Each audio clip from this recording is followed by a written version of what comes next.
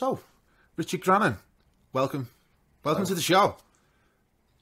Thank you for having me on, mate. I appreciate it. I've been trying to get you on the show for quite a while. We tried a few times, didn't we, during lockdown, but all that shit got in the way. I was researching, speaking to you, and I watched Trigonometry, and I watched the first half an hour. I was like, is Richard Grannon gay? Right, and then I Googled it, nothing came up.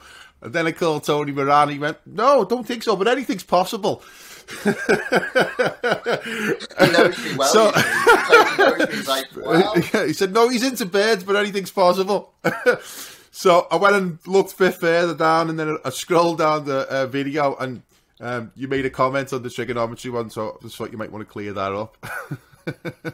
Yeah. No, it was funny, like that, because the way I phrased it was, I was glassed for being gay. Yeah. And so that's totally, you could go either way with that. Like, are you saying that you are gay, or you were just, Yeah. Well, I wasn't a gay bar in Chester. We actually used to go in there it was actually the last few weeks before I was due to join Sandhurst, and I used to go with my mates there to avoid trouble, to avoid violence, because it was a friendly place. And the other option in Chester on a Sunday night was a Yates's across from there. And we were like, we're public school boys. If we go in there, we're going to get smashed. So we go to the gay bar, and it'd just have a nice, it'd be a nice, they'd take their girlfriends. I was single at the time. We'd have a nice night. Not that night, though. Not that night. Somebody got hold of me. Because it's quite... They went in there to... It's quite a defining moment, though, in your life, isn't it? Because, you wanted to go one route, and that stopped you going that route, and you went in a different route. Yes. Sorry about that. It was... Well, there was two things with the army that happened. One was getting glassed whilst in a gay bar. Yes, I am. My preference is towards women. But anything's possible. Yeah, but as Tony Moran says, anything's possible. I mean, at this point, still like women, but who knows? So that made me pause. It was really hard for me, because generally speaking, I lean left. I'm quite a progressive, sort of a liberal-minded person. And it was really, the injuries were bad. He broke half a pint glass against the side of my eye. So he didn't break it and then do my face. He just took a pint glass and smashed it. So it splintered. I don't think glass does this anymore. I think they make it differently, so it won't do that. It shatters. But it splintered. It shattered. Yeah. It was like a grenade of glass that went into the bag of my eye, with pieces of my nose and my lip. Some of it grew in to the skin and then came out later. It was a fairly bad injury, but the bad thing was, it was my first interaction with what I would call genuine evil, because I couldn't get my head around the fact that that lad had gone into that club, that's a gay club, to physically injure, potentially blind somebody for in his view, the crime of being gay. And it really took a couple of months for me to wrap my head around that. I couldn't quite grasp it. I wasn't prepared for it. And so, it was a defining moment. But then, this is the year 2000, then the 9/11 attacks took place while I was waiting. So I spoke to the recruiting officer, Colonel Amlo, and I'd spoken to the detective who was investigating the case, because it was an ongoing court case. And I was like, I need 3 months here. And then during that 3 months, 9/11 popped off. So those two things together made me start looking at the world differently. And I was like, I don't know if I want to pursue Sandhurst military intelligence. And Well, I'd like to talk about that, because that's an unusual life aspiration as well. Is not only did you want to join the army and the officer class, but also you had a specific goal of wanting to join military intelligence. Where did that come about? How was that one of your ambitions? Well, honestly, being an officer, I was only ever planning on doing a 3-year commission, and it was a route in for, I wanted MI5. And people watching this will get confused and be like, you can't choose MI5. A spy comes and finds you and drops like a coat. It's not like that. They don't, but they used to advertise publicly. And they used to do recruitments at the police station in Liverpool regularly, every year. It didn't say MI5 on it. It said something else. They do a lot of they do a lot of recruitment through the Guardian newspaper. That's one of their. Do they still do that? One of their main organs of recruitment is the Guardian newspaper. I mean, people can go and look this up. You can go to the MI5 website. It's the same as the CIA. They recruit publicly. And you can even do online tests, which are really good fun to see if you're suitable for MI5. So officer training was... I knew enough about that world to know that if you weren't Oxford or Cambridge, it was pretty hard to get in. I was told by my school to go to Cambridge and do Spanish and Portuguese because of that ambition. But I was a hard-headed fucker and I chose Oxford for psychology, philosophy and politics, which I had no chance. And I got rejected.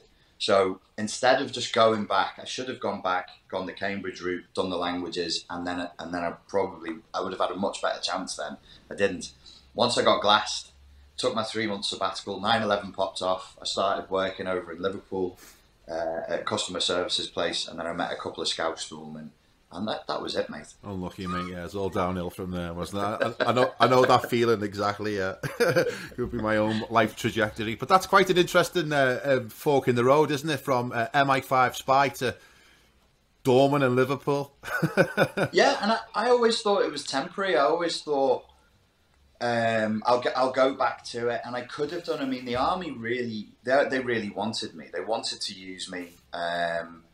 I wasn't. I mean, I tried officer training for different regiments. I tried for the parachute regiment when it was still an older shot, and the paras, the paras in the officers' mess, they got hold of me and they were like, "You are a fat little cunt," and there is no fucking way, unless between now and Sandhurst in a year's time, you completely alter your fitness. We won't even look at you, but we do like your attitude, and it's only fitness. We can't give you the attitude, but you can get your fitness up. So it was a period of life where I had the opportunity for a while, but after 9/11, I lost the dream. I think I lost the sense that we were the good guys. Yeah. So is that another reason? Is it because you now look at the military less as patriotically and more as they're a mercenary outfit running for other forces? I mean, 9/11, we went into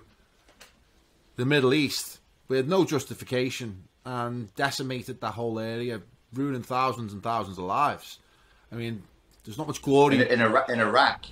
It was 1 million civilians. It's just not much glory in that, is there? It feels as if that they were fighting for other forces other than the nation. Well, that was the thing, and I think the real fork in the road was more to do with 9/11 because I did my research. I researched it very, very thoroughly. I'd been trained in university. When you're doing psychology papers, you read everything. You read all the questions thoroughly. You read the research. You read the methodology. And I went deep into that.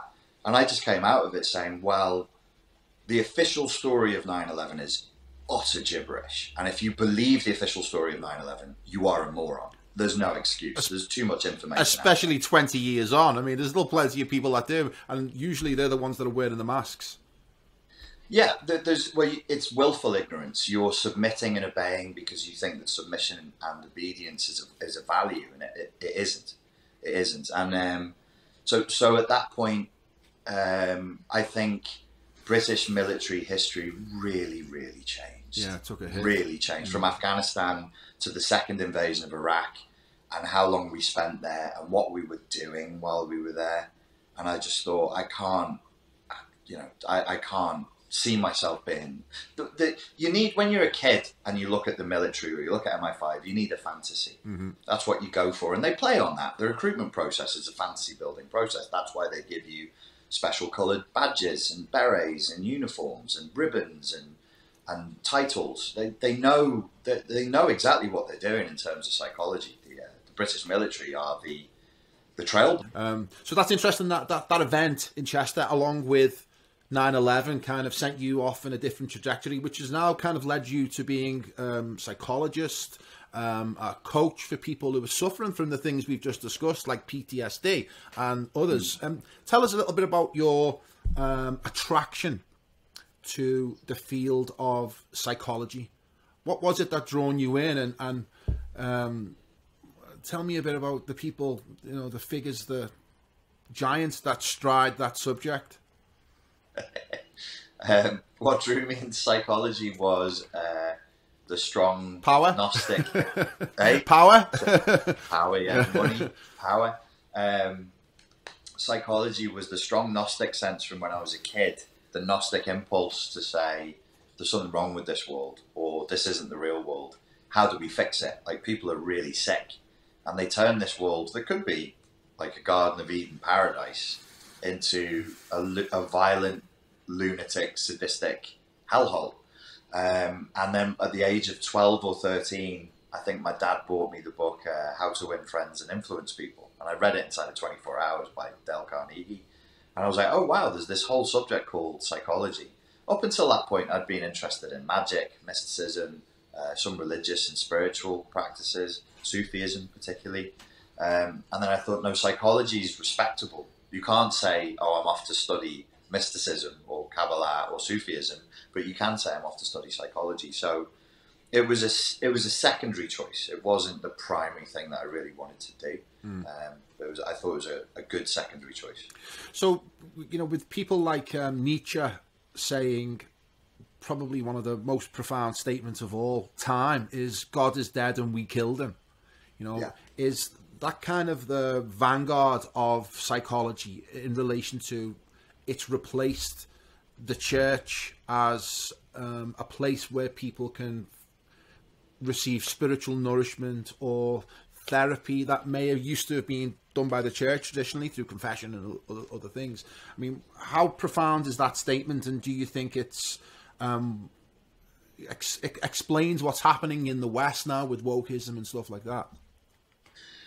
I think Nietzsche said that maybe either in the Gay Science or the Morality of Good and Evil, and I think it was 88, and it was 3 years after Dostoevsky came out with the Brothers Karamazov in 85, and there was clearly a sentiment around that time amongst writers and thinkers that the world was changing, and the reason why the world was changing is because people just couldn't tolerate the church anymore. As the technological advancements were coming in, as books were being printed, as people knew more about the world, they couldn't submit to the church as much, and that eventually people would turn away from it, and it would create chaos, and they would need a new order from that. Nietzsche actually described himself as one of the first psychologists, yeah, and one of the greatest psychologists in the world. He was an extremely humble man. Yeah. He was like, as you're reading this book, you're reading the work of the first and greatest psychologist alive in the world today. Yeah. He was the first troll, I think. He was an amazing troll, yeah, wasn't he? You know. Yeah. Yeah. So there was this sense, like, of going from religion to philosophy to psychology, and it was, you know, it's like the late 1800s, and that's when you get like, God, I can't remember his name. Who was the gay author who got locked up for being gay? Oscar Wilde. Oscar Wilde, Picture of Dorian Gray. So he wrote a book about, and he described this beautiful young man who eventually becomes a cruel murderer as being a narcissus, as being in love with his own self because he's so beautiful and he's in love with this image of himself. And then 5 years after that, Freud starts writing about narcissism. So you have this sort of sense amongst thinkers, authors, philosophers at that time. Yeah, as you say, like, we've lost God, we've killed him because we want God to die. We want our freedom from the strictures of the church. Now, what will replace that? And I think what they correctly identified would be a worship of the self. Because if there's nothing higher than you, then effectively you are the highest thing. What I found interesting was my own research with that was Nietzsche is talking, when he says God is dead, there's also like a secondary idea is that there was a long debate between church and science about the cosmology of the earth, whereas the church believed in geocentrism, which the earth was at the center of the universe and the universe went round the earth. And then thanks to Copernicus and the heliocentric revolution, all of a sudden the Earth was no longer at the center of the universe. It was a little speck on the edge of a spiral of a galaxy, which was one of millions and billions of galaxies in this vast universe. Suddenly we were nothing, and we were, relegated to this footnote of the universal creation. So as a result, God was killed, because we're no longer special anymore. We're just another speck in the sky. And that led to where we are now, which is the descent from God being the highest power of man to man being God, as it were, and the narcissistic hangover as a result. Would you say those things are linked together? 100%, because it must have been very nice before to believe that we were God's children. He built this world for us. He watches everything we do, and he cares. There must have been a hell of a lot of comfort in that. And what a cold tearing off of that duvet it must have been when people eventually said, no, that's not what's happening. It's much more random than that. It's much more chaotic. It's much more incidental. And, God might not care that much. Soon after these writings and these revelations, by 1915, you have World War One. Yeah. And the things that happened and that people saw in World War One, that really gave a kicking to the church and the concept of God. Because what kind of a loving God would let that industrialized level of terror and death occur? So, there was a real crisis. There was a real crisis. And people as individuals, when they lose their moorings and they lose their narrative, they go into a post-traumatic stress response. And that's what narcissism is. Yeah. You can't cope with the trauma of your reality, so you retreat into a fantasy. And also another concept that I find interesting is Jung's the shadow. And I hear you talk about that quite a lot, and that's quite interesting. Is how does the shadow relate to, the Nietzschean idea of God is dead? And is that something that, because it's unmoored, the shadow is now fully represented, and that's causing a lot of evil in the world? Yes, I think so. I think the thing with Jung and his style was very different to Nietzsche and very, very different to Freud. He was much more of a mystic. He didn't want to be a psychologist first. He wanted to be an archaeologist. And his big thing, he was very into Egyptology. And the shadow is in the Egyptian concept of the self, the shadow is one of the 7 components of the self. And I think he lifted that idea and then he ran with it. And he was like, well, what is that which is not seen? When Freud was talking about the conscious and the unconscious, Jung took it to be like that which is in the light, in Yang, and that which is Yin, that which is not seen. And then he developed that into concepts like shadow possession. So that which we've repressed and is submerged into the darkness, into the shadow, if we don't integrate it and we don't look at it, it can come back to possess us. And it was a nice way of framing things like World War One or ideological infection that would lead to events like World War One. So whereas Freud was very materialist, is that Jung is opposite, was quite mystical. He brought a little bit of the mystic to the scientific psychology as such, and this idea of the shadow I think is important. It's how do we resolve these issues with the shadow? What are the solutions that you help people with who are dealing with those problems? Just as a footnote, Freud is usually described as being materialistic, but he was covertly mystic. Okay. He was a mystic dude. He was just a bit more ashamed and embarrassed and Viennese, whereas Jung was Swiss and he was, he didn't give a shit. He was like, this is what I think. And we know that Freud was because of his personal writings, and he went off and he wrote a book where he tried to theorize that the Pharaoh Akhenaten was actually Moses. He was a mystical dude as well, but he was smart enough to know that it wasn't brand congruent with what he was peddling, like what he was marketing out there. The solutions for these kinds of things, I think Freud and Jung were good at saying what was wrong, but they were not fantastic at being prescriptive and giving us steps for dealing with it. So is that because they were pioneers of that particular field of study? It could be. That would be a kind way of looking at it. I'm a bit more cynical. I just think they didn't need to be. Yeah. They were rock stars in their day. They had huge followings relative to what we would understand today.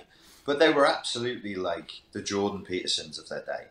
And they didn't have to be prescriptive. They just had to say, you know, you have a problem. This is probably what the problem is. And people would be mind blown. We're so used to this because we've had it. Our parents' parents' parents had it. So it's been around for years and we take it for granted. But at that time, it was brand new. The idea of an unconscious, that elements of your life could sink into it and then come back out. And, you know, it was fascinating for people. So I just think they got paid and they didn't have to come up with fantastic solutions. It wasn't necessary. And I think the way that they framed the problems didn't lead to solutions naturally either. So let's fast forward a little bit, because this was kind of the foundation of what you're famous for, which is narcissistic personality disorder, or analysing it and helping people understand it. So how did that lead to NPD, and what can you tell us about that condition? Can you give me some definitions and describe it? Yeah, I think Freud is credited as being one of the first people to popularize it. There were other psychologists talking about it a little bit around the same time, but his concept was narcissism. And implicit in his concept of narcissism was that it was a healthy developmental stage. People much later Freudian psychoanalysts in the same tradition as him, came along and said, oh no, he was talking about healthy narcissism. Freud never said healthy narcissism. There's something called malignant narcissism. But NPD identified, narcissistic personality disorder is quite a modern conceptualization. It's only really been, I think, from the late 70s forward that there's been this big focus on narcissistic personality disorder. Before that, you would talk about, you just say psychopath. Yeah. You just talk about psychopathy. Because that's what I thought. I thought, it sounds very much like how you would describe a sociopath or a psychopath, but it's now being given the name of narcissistic. And I feel as if it's being bandied about for anybody these days. People are labelled with this idea of narcissist, and the connotations are that, well, are you a psychopath? I mean, why are people using the term narcissistic rather than psychopath? It's a trend, and it's a bit of a mass hysteria at this point, I think. Do you feel as if you've caused that? I think I've contributed. I'm embarrassed to say that I've contributed to it. I've definitely contributed to it. I've heard people who have vastly different political views to me lift things that I said in the early days, like in 2014, because I started this in 2012. And I'm embarrassed. I can see it and I can hear it, and I have a suspicion of where they've got it from. So I've definitely popularized it, but it's a kind of mass hysteria right now. We are without religion, but we are religious creatures, and we behave religiously. It's a kind of witch hunt at this point. And for some people, it's a game, it's a lifestyle, it's an identity. They find narcissists, they find this evil thing that's out there, because then there's nothing evil in me. I'm a saint. I'm the inquisitor. All of the narcissists are out there. We must root them out and find them. There's some weird compulsion in human beings to try and do this. It's effectively scapegoating. Yeah, I'm a little bit dubious of mental health in general. I did an interview with an American psychologist called Jerry Marzinski, and he is a veteran of dealing with the clinically insane, and he worked in the Arizona State Prison. He worked in Arizona Mental Hospital with 18,000 inmates. I think it was the biggest mental institution in America. And as part of that research, he sent me some videos, and he sent me some videos on the establishment of psychiatry and how psychiatry was formed, and the power play that the psychiatric movement has been involved in. Where their origins were. They weren't doctors, psychiatrists, really. They were like helpers for people who were, nuts. And they elevated themselves from being these helpers to actual doctors, to psychiatrists, with people like Freud, or Fraud, as he can also be called. And then the creation of something called the DSM. And I didn't even know about the DSM until I started looking into it, which is the main tool that psychiatrists use to diagnose mental illness. Now, what I didn't know is that the DSM is created by psychiatrists meeting up every time they need to create a new DSM. They will, suggest a new mental illness. It's voted on by all the psychiatrists in attendance, and if it's a majority vote, that's entered into the DSM without any scientific proof. It's just voted in. And then once the new psychiatric condition is created, all of a sudden Big Pharma is able to offer a psychotropic drug in order to treat this mental condition that was created via the DSM.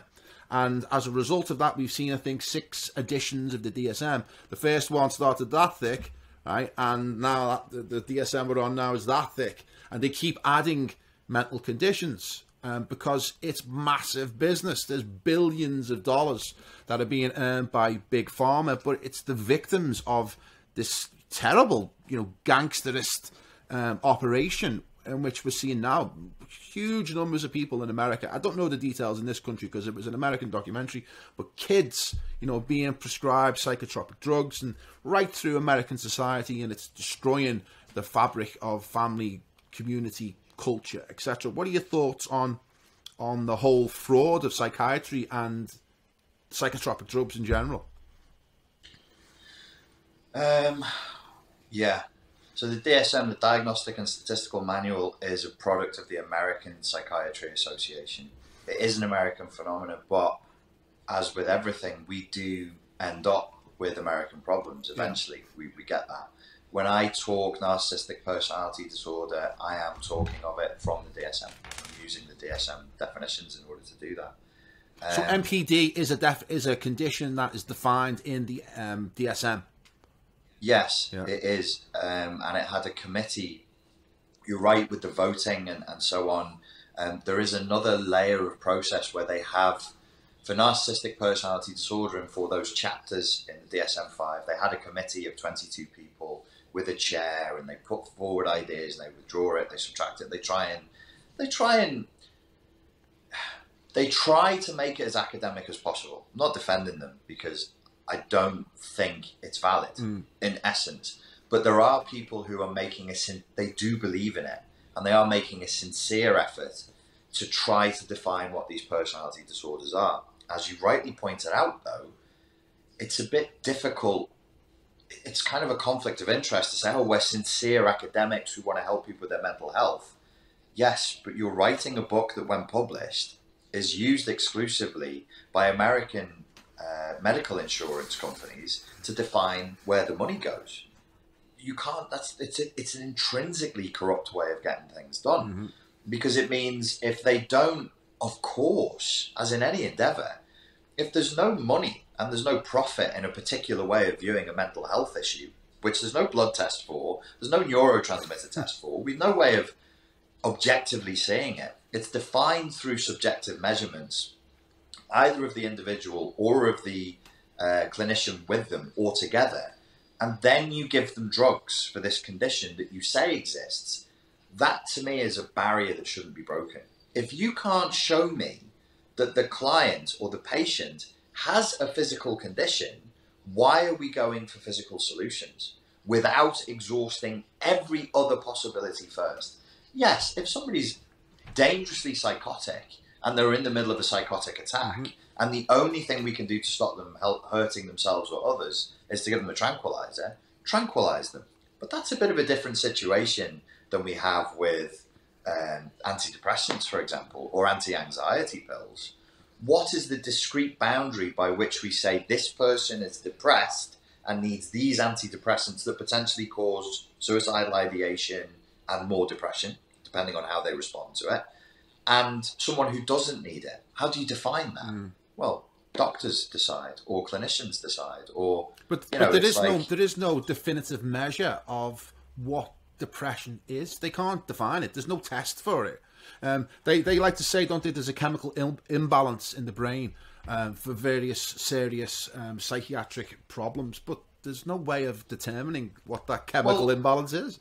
Well, and I mean, the chemical imbalance argument is a really sketchy one. It's a bit like the nature nurture thing. I'm like, well, what do you mean by that? Because if somebody sits inside of a house for 6 months and doesn't get any sunlight and eats fast food and watches TV all day, yeah, the neurochemistry and their endocrinal system will adapt, will maladapt to that extremely unhealthy lifestyle. And you go, see, they have a physical problem. I'm like, yes. What caused it? If it's their lifestyle that caused it, shouldn't we look at altering their lifestyle before? So it's this weird, simplistic, and it's not an academic thing. It's an irrational thing. Because there's chemical over here, the only solution will be chemicals. Really? That seems a bit barbaric to me. That seems a very primitive way of looking at the human system in terms of their neurobiology, their endocrinal system. It seems, let's say, non-nuanced. Right, well, when you look into the actual side effects of what these psychotropic drugs do, they're infinitely worse than what the problem is to begin with. And the people who are committing suicide and children who are taking them, I mean, it's barbaric, like what you say. Yeah. And I think it's an important subject to understand the historical beginnings of psychiatry, and which is related to psychology, and how big pharma has grown into the beast that it is today. Based on the back of these psychotropic drugs. Billions and billions, hundreds of billions of dollars are made from selling drugs to kids.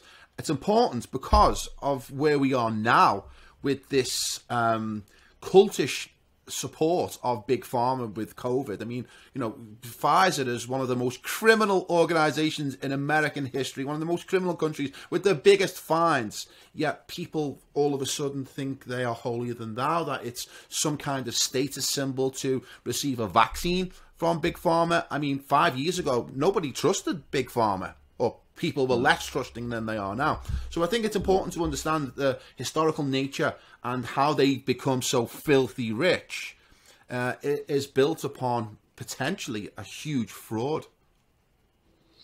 Yeah, and beyond fraud to absolute fucking deranged quackery sometimes.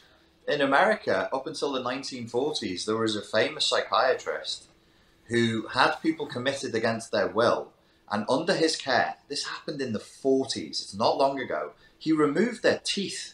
And he gave women mastectomies because he believed their insanity was in their teeth and in their breasts. So he cut those body parts off or pulled them out. These are sadists, lunatics, quacks. That was all legal. That was all a perfectly legal thing to do. You can't tell me that's science. You can't tell me that's a valid medical procedure. There was no evidence for that, but he chose that he was going to do it. And so he did it. So I think, really looking at the history of this, there's a big effort to try and clean it up. There's a big effort to appear as though these things are fait accompli. It's all universally accepted. It effing well isn't. There are plenty of psychiatrists. One off the top of my head, R.D. Laing, who came out and said this is nonsense. We shouldn't be doing this to people. It's not founded in any valid, really truly valid scientific conclusion. It's shit science. It's quackery.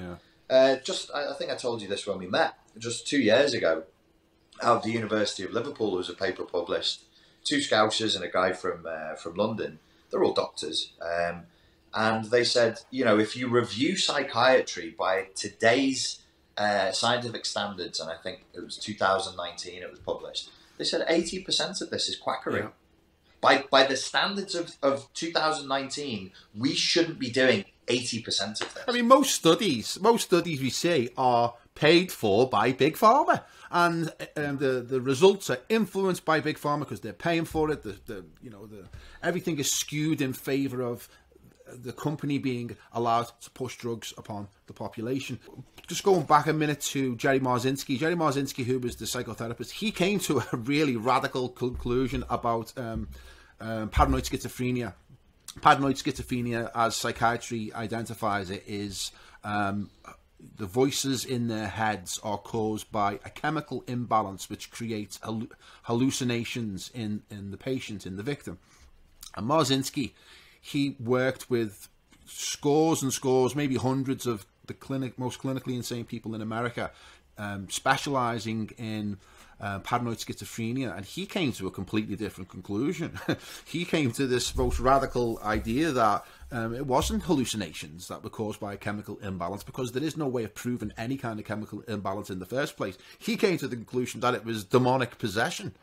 He came to the conclusion that it was a mystical thing, it was the other, which science cannot entertain, not even for a moment, because God is dead and we killed him. There's no such thing as God. There's no such thing as, you know, another realm, another entity. And as a result, they are boxed into these definitions, they're boxed into these understandings, and they're not prepared to go outside of that framework to try and figure out what the hell is going on. Now, Jerry Marzinsky may be at the far end of, you know, another idea, but I thought that was really interesting, and it's one of the ways that we are failing to understand what the problems that are causing people in society, the madness that is captivating people with things like narcissistic personality disorder, and, you know, the whole social media conditioning that's going on, which is what I want to move into a little bit now.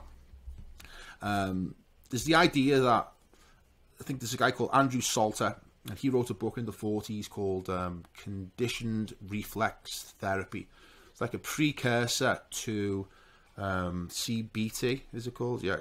All right, it was a precursor to that, and he was quite revolutionary at his time. He wrote it in the 40s, and he was in opposition to Freud, complete opposition to Freud, which was quite a risky business to be in when he was so dominant at the time.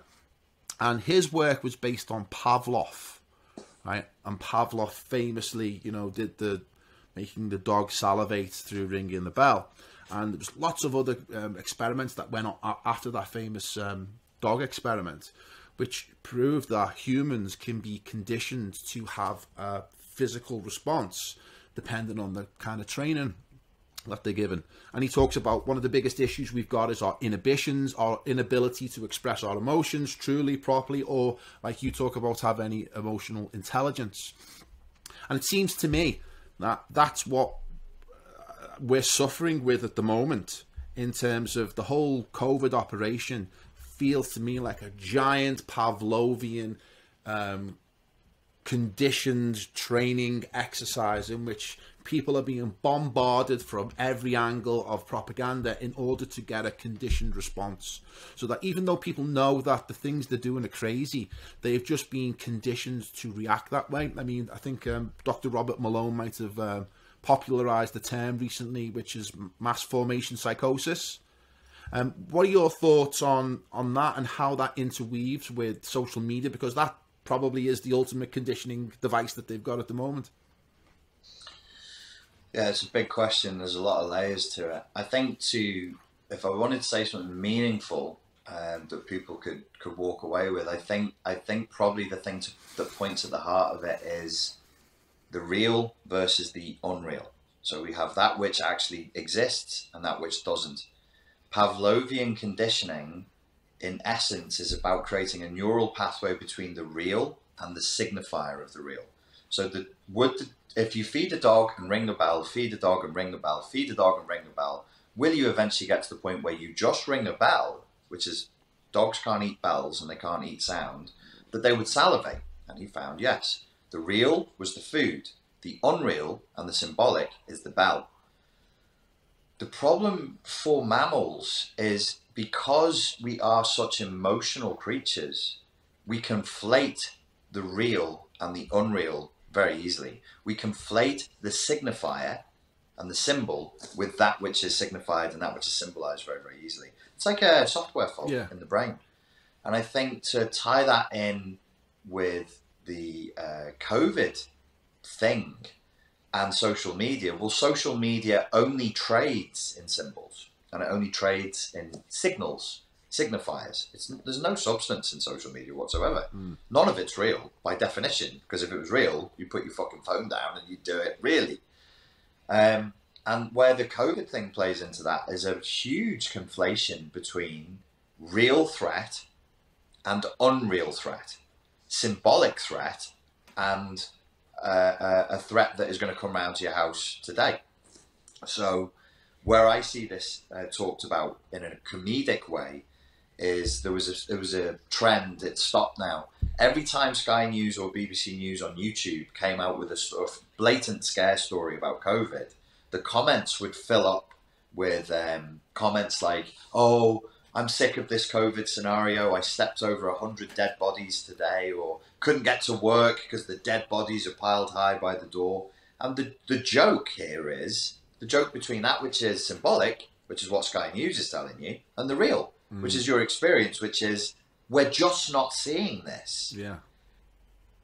Our misperception of threat is a real problem now, because this will pass. But the next thing that comes along, we've already been told with this mass psychosis that you referenced from Robert Malone, this won't just apply to COVID or a different virus. If we face an economic issue, which we probably will, or a wartime issue, which we probably will, we'll have the same response. This flapping hysteria and people turning on each other instantly because they are panicking. They are panicking. It's one of the most disappointing things about the whole episode, isn't it? Is how disappointing humanity's been towards each other, and the way they've, like you say, turned on each other. And we had, remember the first lockdowns with all stories of the police saying, you know, please inform us of anyone who's having a party or 6 people around. And the phones were red hot. The police had to say, didn't they? Oh, actually, hold off a little bit, because they were absolutely ramming the phone lines to be snitches for the state for this perceived threat, like you say, which has been unproven, which is a flu or a cold or whatever you want to call it, that's got a 99.97 survival rate. But yet it's being treated like the biggest plague we've ever seen. I think what's interesting now is that at the beginning, okay, a lot of people got behind it and maybe they see it as patriotic or whatever, but now I'm starting to see more and more people questioning the narrative, because the Bell's not giving any food anymore. You know, there's no food coming, so the Bell is starting to wear off. So I'm wondering if that's a signal that they're going to ramp it up again and take it to the next level. What are your thoughts on that? Well, the Bell never delivered any food. No, there was only Bell.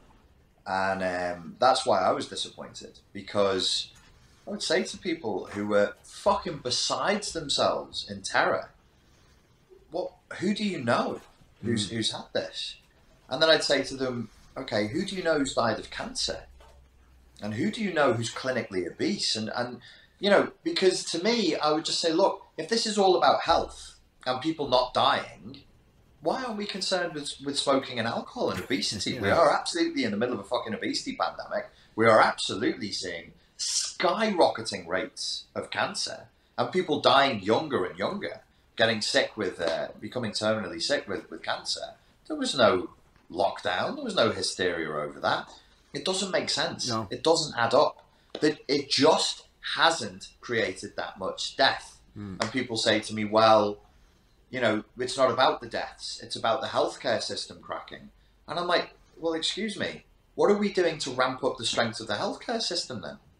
Why is the response lock down? Why is the response have people isolate? And you're saying lock them down and isolate them for their health. Okay, what do we guarantee is going to damage people's health? Locking them down and isolating them. So why do you think they're doing that? Because that's going to create psychological trauma in the population, isn't it? For people who aren't, you know, strong enough to be able to deal with the isolation or to deal with, you know, the restrictions that have been put on their lives, do you think it's a deliberate attempt to create psychological trauma so that those people are more vulnerable or easier to manipulate? What do you think is the motivation behind that? Or is it just madmen trying to run the world? What's the date today? Is it the 5th or the 6th? I think it's the 7th. 7th of January 2022. I'll come out the closet right now. It's deliberate. Yeah. It's deliberate. I've been saying it's 50-50. There probably is. There's pandemic profiteering. There are people who are hungry for power. There are people who like having different laws and more control over the population. Sure. Now this is deliberate. It's planned. It's deliberate, and the purpose is to traumatize people and create more control. The biggest problem facing humanity right now is humanity. Yeah. So I can see why they're doing it. I can see absolutely why they're doing it. We are the problem. So what will kill humans now?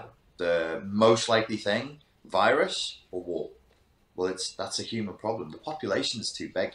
There's too many people, and it's a problem. It's a problem that has to be solved. And I think that they're looking at different ways of solving the problem. And I think that this is a test run. This was a little 2.5-year test run to see how it could be fixed, to see how people would respond.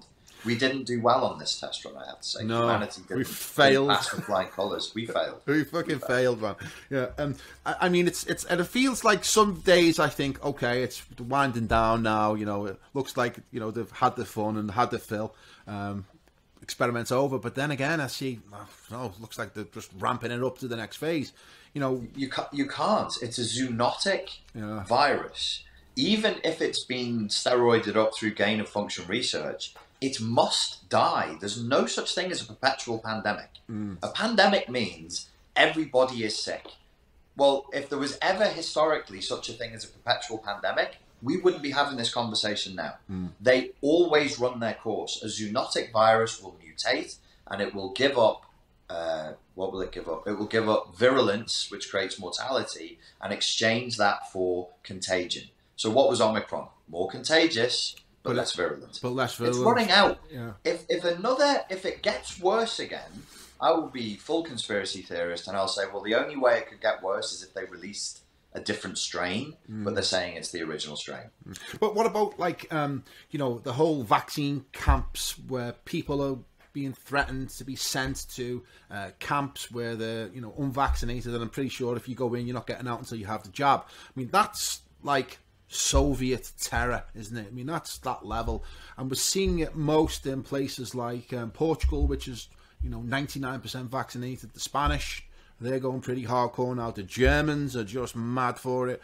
The Italians, the Austrians, everywhere that they had dictators previously, where maybe the population has been trained or conditioned by having, you know, a dictator. Czech Republic, in the past. Slovakia. These countries, they were traumatized by the Nazis, then they were taken over by Stalin's boys. They still have the totalitarian mindset. So that seems like it seems like it's easier for the people who want to do it in those countries, whereas UK doesn't have a history of overt dictators. Maybe, you know, they're behind the scenes as monarchs or whatever. It seems as if it's not as serious here because they don't have the conditioning of the population. But in those other countries, they're going for it. I mean, it's pretty scary. Have you thought about what you're going to do if you get yanked into a camp?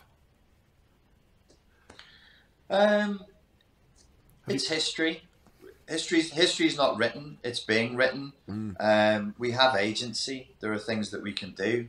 And if somebody wants to try and drag me into a camp, then we'll see what happens on the day. Yeah, I think a lot of it is to create fear in order to gain compliance.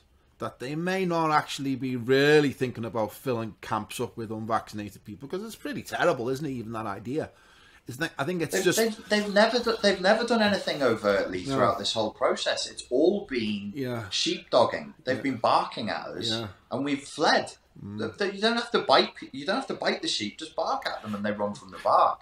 All of this has been dog barking the whole time. It feels like, you know, the government have brought in Saatchi and Saatchi, for instance, or some other big marketing company that have segmented the population and have said that area of the population, they'll only respond to this type of conditioning or this type of propaganda, you know, and it's like a concentric circle. They've got the easy ones on the outside, and they're working themselves closer and closer to the middle until they get the absolute hardcore who will never ever conform to what they're trying to get us to do. And I feel why do you think all the initiatives were done in Liverpool? All the testing initiatives were started in Liverpool. Wow. What are your thoughts on that? Yeah. Rebels. Yeah. Just a bunch of fucking Irish immigrants who won't do as they're told. So, but when you start anything in the country, start in Liverpool first. Your Saatchi and Saatchi scenario, I believe there is a think tank who's thought it through, and they said you've got to start in the areas that are toughest to crack.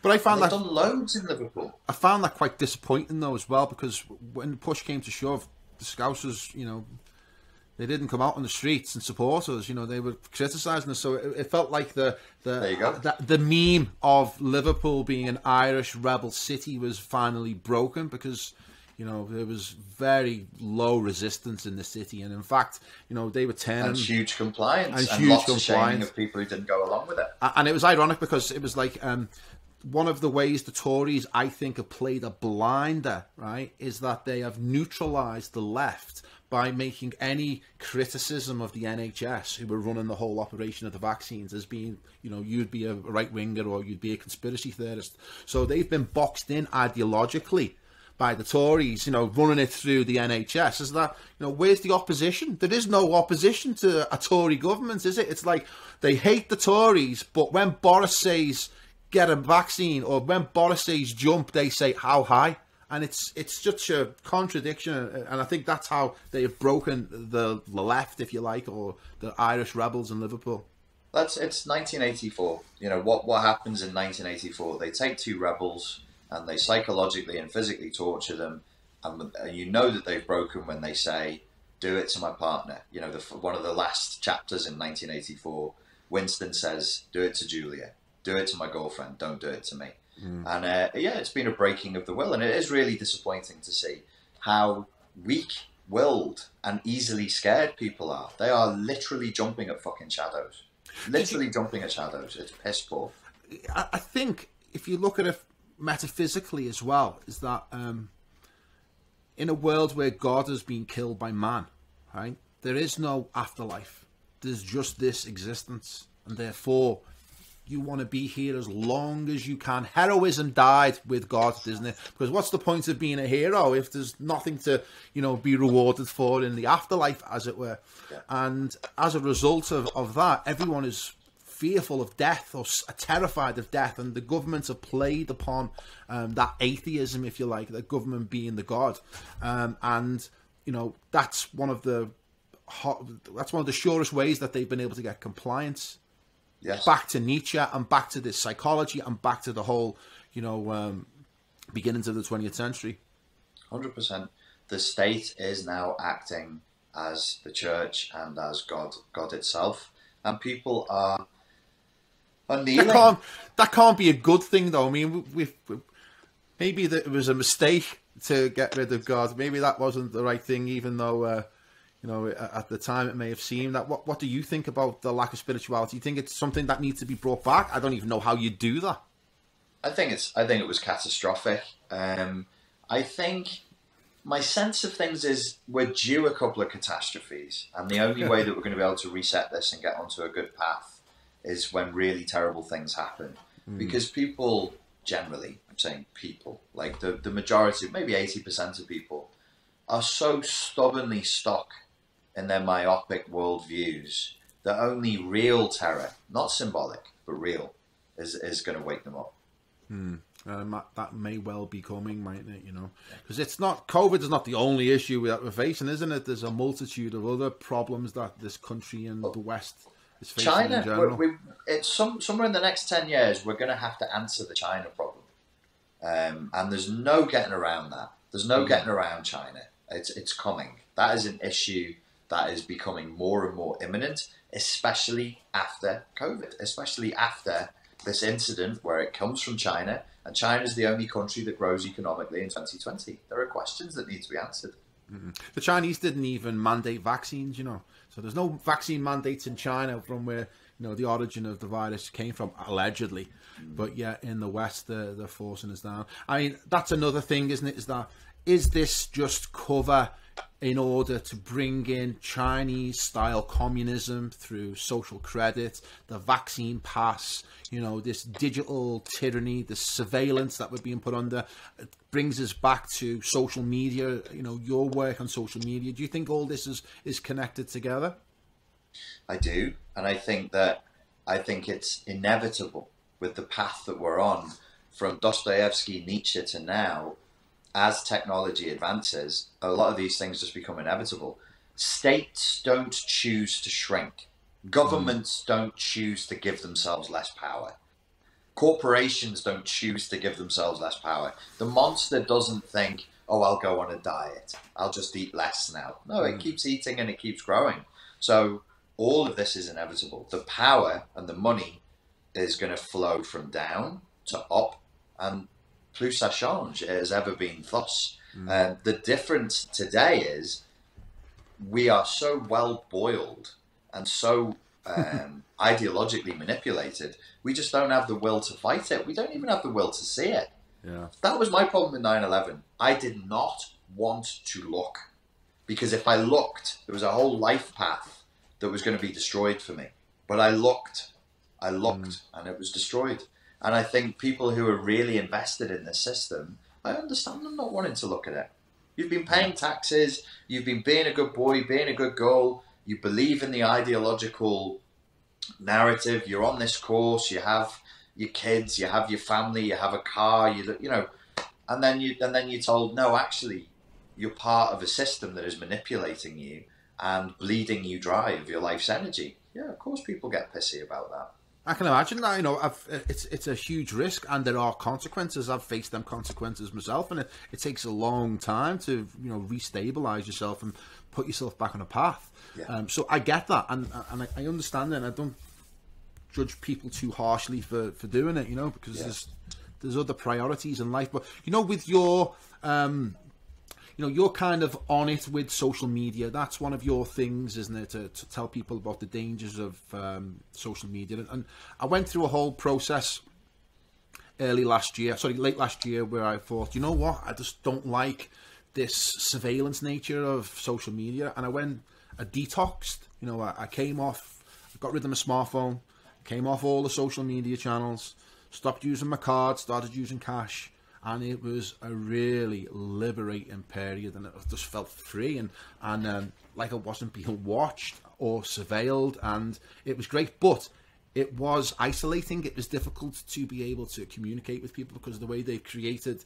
this infrastructure now is like, it's almost like you mentioned something about you leaving the tribe. It's one of the riskiest things you can do, is leave the tribe, because you're going to isolate yourself into the big wide world, or the wild west, as it were.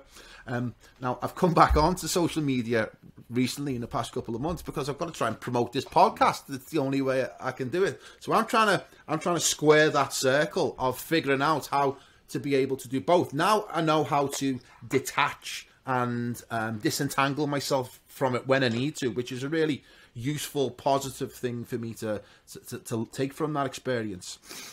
What are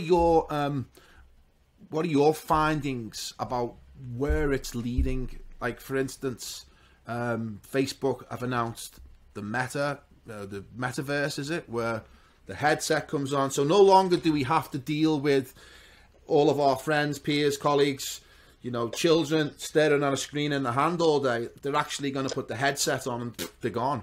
Do you think that's where it's heading? You know, do you think that's really what we're going to be doing as humanity, is completely detaching from the real material world and going into a virtual one? 100%. I think that everybody will queue up to buy Matrix-style pods filled with goo. You'll have a tube in your mouth and one at your bum hole, and you'll just fucking stay in there and live your fantasy life. I think if you released the Matrix pod today, people they'd give their life savings to get inside and live a fantasy. 100%. So what happens to the people who don't want to go in the pod, who want to, you know, Mount Zion it's called in the film, isn't it? I don't particularly want to be going to Mount Zion, but what do you think about people like us who are warning of the dangers, refuse to go down that path? Yeah. How do we exist, live, flourish in a world where the Matrix becomes a reality? That's our test. It's our war. It's our burden to fight that. And you know, it's a weird fight. It's a really strange time to be alive. It's a new challenge for humanity, and I'm grateful. I'm grateful for it. I'm grateful to be alive now, and I hope I do well. I don't know that I definitely will, but I hope I do well. But my intention is to stay grounded in the real world, because nothing really amazing comes from social media. Nothing great comes from that. It's when you can actually have real world connections with people and do things in the world. That's life. Social media is not real. It's a world of symbols and signifiers. It's the unreal. So when people with gusto lustily choose the unreal, you know that you're at the end of a civilization. There's a civilization on the brink of collapse, without question. It was you put me onto Nietzsche recently, and I was binged watched Nietzsche, right? Which was probably a mistake, like you said. What is it? Nietzsche should be microdosed. I said microdose Nietzsche. Yeah. Right, but it was quite profound, the information that came out of them, and slave morality, which I thought was a fantastic concept. But one of the things that it gave me was a little bit of despair. Yeah, and I know you like to touch upon despair is more powerful than hope, because maybe hope causes inertia. There's a lack of motivation with hope because you're relying on somebody else to come and save the day rather than having to do it yourself. So it's easy, if you're lazy, to be hopeful, isn't it? Whereas despair is a motivating force, because it's despair that drives you to want to bring about change and do something about it, rather than wallow in self-pity or even sit and remain hopeful. It's kind of like the whole QAnon movement. It was just trust the plan. Don't worry, patriots are in control. The patriots are going to save you. And no one came. No one came, and they're still saying it now. Trust the plan. Oh, the man. But it was a classic case of how hope demotivated, demoralized the whole group of people, because they were able to offset the work that they had to do themselves onto somebody else, some invisible force. I mean, that was quite an interesting subject that I've not heard before, about choosing despair over hope. Are you still in that position now? Yeah, I think so. Nietzsche said, hope really is the worst of all things because it prolongs the suffering of man. So between Nietzsche's view of hope as being a kind of ideological anesthetic that keeps us going with something that's not working, and then Kierkegaard's description of despair as being a signal that we should listen to, because it shows that we're out of alignment with God's will. And you should be in alignment with God's will. That was the Kierkegaardian idea, that despair, as awful as despair is, it brings us back. It's the signal that brings us back to where we should be. And yeah, you're right. Hope creates inertia, and only despair drives real change. It's an antidote to ideological numbness, is to despair and see things as bad as they truly are. So how do we embrace despair? Where do we go and seek out despair in order to get us going? Just look at society, or is there any specific areas should we go and look at?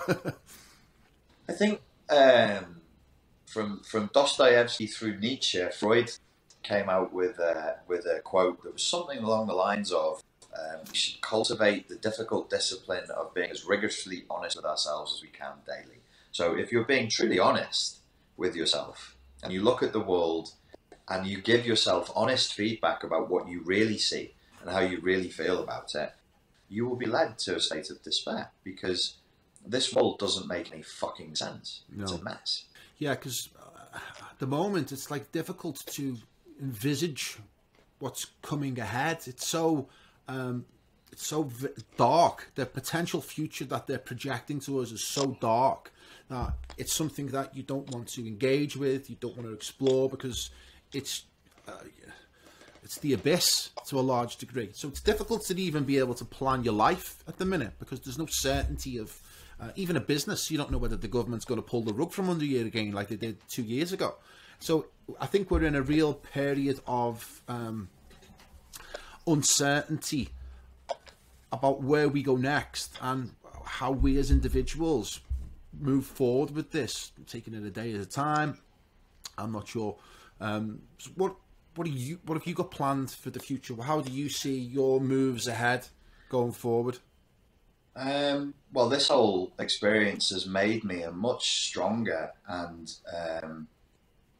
less codependent, more bullish person, because it wasted my time. I was imprisoned and I had my time wasted. So my attitude is, I will not succumb to learned helplessness. The culture now, in the UK certainly, is going to slip into learned helplessness. So even if you give people their freedom back, it won't do anything with it. They'll just stay. Well, that's what happened, wasn't it? It's when the government lifted the mask mandate. There was still a ton of people still had to wear the masks. Crazy. Yeah, you were talking about learned helplessness as a concept. I've heard a little bit about learned helplessness. I've read some of the experiments they've done on rats, in which what they did is they put them in a tank of water, right? And one rat was given an escape route or showed an escape route, and those rats were able to stay alive longer because they knew there was a possibility of survival. And then they did another experiment with the rat where there was absolutely no chance of getting out of the cage they were in, and they were trying to swim to survive from drowning, and they realized it was hopeless and helpless and died. The bodies thought, there's no point carrying on here, let's just end it now. And that's what they described as learned helplessness. Yes, the original experiment was with dogs, and if you cause the dogs were placed on an electrified floor, and if you cause the dog to believe that nothing they did would save them from being electrocuted, they just lay on the floor and cried. And all they had to do, the dogs that had been trained, was jump over a fence which was knee high, and they would escape the pain. The dogs that had been indoctrinated again and again to think there's no escape, the experimenters couldn't get them to jump the fence. They tried threatening them, and they tried offering them treats, but the dogs were so entrained into there's nothing I can do, they would just lie there and continue to be electrocuted. And they had to physically get hold of them and move their feet and move their hind legs again and again until the dog went, oh no, I can do something here. And I do have agency, I can stop this pain. But yeah, I think that's where culture's going. We're in a state of learned helplessness. Humanity has got some karma to pay, hasn't it, for what we've done to animals in the name of science. It's some horrific experiments that they do. I hate reading about them, and it's spooky. But what you've just described there, that learned helplessness, which was created by conditioning, right, by a false conditioning, feels a lot like what's happening now, doesn't it? I mean, I think that's our future for the next couple of years. Is the UK? Let's say you keep it to the UK, will now sink into learned helplessness, and people are just conditioned to waiting to see what the TV tells them they're allowed to do today. And when the TV stops telling them, they will just sit at home and be depressed. Yeah, like the dog. Yeah. So for me personally, I'm like, I turned 44 in March. I am waiting. Unless you put a gun to my head and tell me I can't do something or I can't go somewhere, I'm doing it. I'm doing it. And I will just bump up against the walls. And if I eventually end up in Nick for it, I'll just say, well, it's worth it. It was worth it. Yeah. Do you think that there is a way to escape this fourth industrial revolution, the Great Reset? Is there other countries that one could go to, or do you think there's no point trying to run? It's futile, or is that the best option, to go somewhere else and regroup and rebuild and reconquest? I don't know what the answer to that is. I don't see any indication that this fourth industrial revolution, Great Reset thing is going to be forced on people. I think they're expecting people to consent. And I just won't go with it. I just won't consent. I'll just say no. I'm not doing that, and I won't be on my own. There'll be a significant minority who don't consent. And look, every attempt at an evil empire in the past always falls because it's evil. Ultimately, it always fails. Communist Russia lasted for about 70 years. Scores of millions of people lost their lives, and then China. Not Stalinist Russia. Not Stalinist. So once the terror of Stalin, how many years would that have been? I don't know if you'd measure it in more than a decade. And it was awful still afterwards, but it was a lot calmer. So Soviet Russia that lasted 70 years wasn't Stalin. Once he purged the dissidents, the people who refused to comply. Well, I mean, and then he died, and then it was Khrushchev. And Khrushchev knew that Stalin was a fucking lunatic. He knew he was mad, and he didn't continue on with purges and all of that. It really settled down. I'm not trying to be Pollyanna-ish or excessively optimistic. I just don't believe that we're entering into a truly evil empire phase. I think that this was, I think it was experimental. It has the nature of a simulation. It has the nature of an experiment. and they know that they can do this again. They know that it can be pulled out again. But it was ever thus. I mean, ain't shit changed. Like, states take too much power. Governments take too much power. People are fucking stupid and go along with things they shouldn't do, as they always have done. I'm not. Yeah. It is catastrophic, but I'm not going to catastrophize the catastrophe, if you know what I mean. Psychologically, I'm not catastrophizing. I'm going, well, there it is. It is what it is. And we'll see. Like you said to me, what if somebody pulls you into a vaccine camp? Okay, but some humans have to show up here in fluorescent jackets and say, Richard Grannon, you're going into a vaccine camp. And then, as I say, we'll see on the day.